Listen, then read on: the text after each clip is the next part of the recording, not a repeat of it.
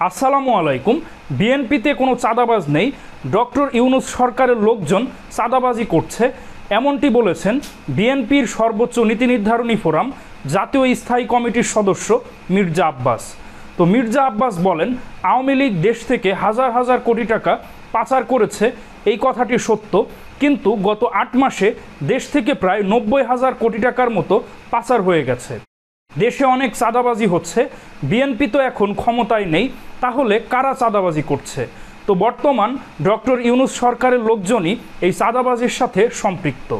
বিএনপির মধ্যে এখন কোনো চাঁদাবাজ নেই। মির্জা আব্বাস আরও বলেন, আমি বর্তমান সরকারকে বলতে চাই, যেই চাঁদাবাজি করুক, বুকে সাহস থাকলে তাদেরকে ধরুন। আমি জানি আপনাদের সেই সাহস নেই, কারণ বর্তমানে যারা সরকারে আছে তাদের লোকজনই চাঁদাবাজি করছে।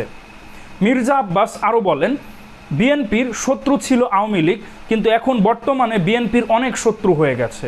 তো মির্জা আব্বাস এখানে ইনডিরেক্টলি বর্তমান সরকারকেও কিন্তু বিএনপির শত্রু বললেন। তিনি আরও বলেন, বিএনপির নেতাকর্মীদের সাথে অনেক সুবিধাভোগী সম্পর্ক করে চাঁদাবাজি দখলবাজি করছে, যার বদনাম আসছে বিএনপির ঘাড়ে। এজন্য বিএনপির নেতাকর্মীদেরকে সজাগ থাকতে হবে।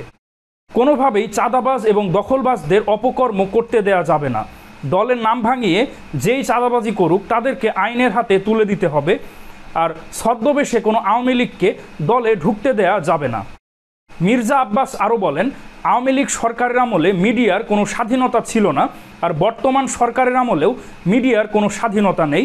মিডিয়া সত্য কথা বলতে পারে না, তারা শুধু সরকারের গুণগানই করছে। তো দর্শক মণ্ডলী, বিএনপির জাতীয় স্থায়ী কমিটির সদস্য মির্জা আব্বাস এ সকল কথাই বলেছেন। তো বিএনপিতে কোনো চাঁদাবাজ নেই, চাঁদাবাজি করছে সরকারের লোকজন। তো মির্জা আব্বাসের এই বক্তব্যকে আপনি কিভাবে দেখেন অবশ্যই কমেন্টে জানান।